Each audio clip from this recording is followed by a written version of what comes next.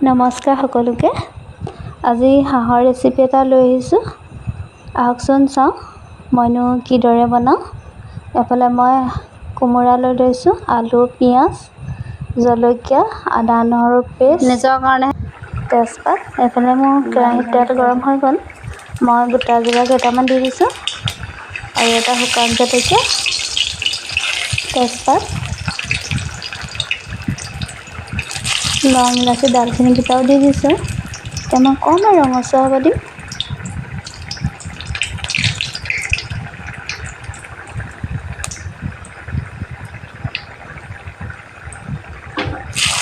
এতিয়া মই পিঁয়াজখিনি দি দিছোঁ।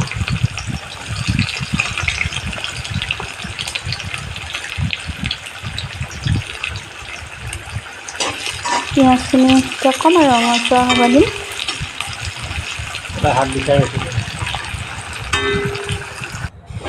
সেয়া পিঁয়াজখিনি ৰঙচুৱা হৈছে। এতিয়া আদা নহৰু পেষ্টকণ দি দিছোঁ।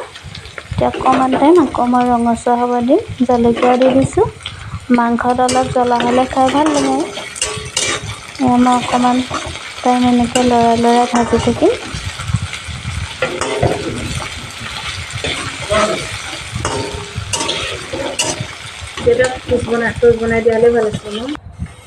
এয়া ৰঙচুৱা হৈ গ'ল। এতিয়া মই মাংসখিনি দি দিছোঁ।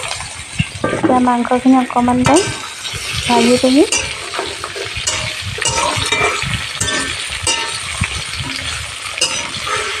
আপোনালোকেতো ধুনীয়াকৈ হাঁহৰ মাংস বনাব জানেই। মই একেবাৰে সাধাৰণভাৱে বনাইছোঁ, ভাবিলোঁ আপোনালোককো দেখাওঁ।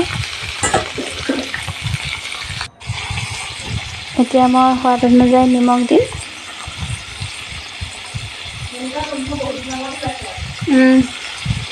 এতিয়া মছলাখিনিও দি দিম মই ইয়াতে।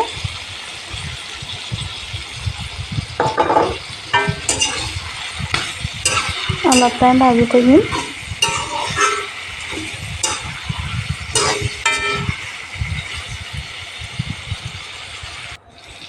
এয়া মাংসৰ পৰা তেল ওলাইছে। এতিয়া মই আলু আৰু কোমোৰা কেইপিচ দি দিম। আপোনালোকে যদি মোৰ ভিডিঅ'বিলাক চাই ভাল পাইছে, লাইক, কমেণ্ট, শ্বেয়াৰ কৰিব নাপাহৰিব। এতিয়া মই অলপ টাইম এনেকৈ লৰাই ভাজি থাকিম।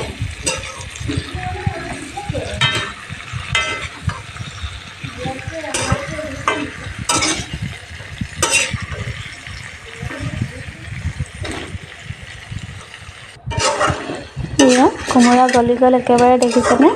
জালি কোমোৰা আছিল, সেইবাবে একেবাৰে গলিয়ে গ'ল।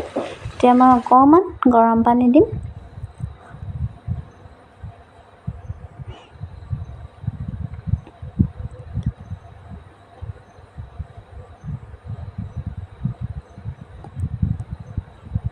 এতিয়া অলপ টাইমৰ কাৰণে ঢাকনা মাৰি, এয়া ৰেডি হৈ গ'ল হাঁহৰ মাংস মোৰ। দেখি বাৰু খাবলৈ মন গৈছেনে? ইমান ধুনীয়া হৈছে। আজিলৈ তেন্তে আহিছোঁ দেই, আকৌ অন্য এটা ভিডিঅ'ত লগ পাম। বাই।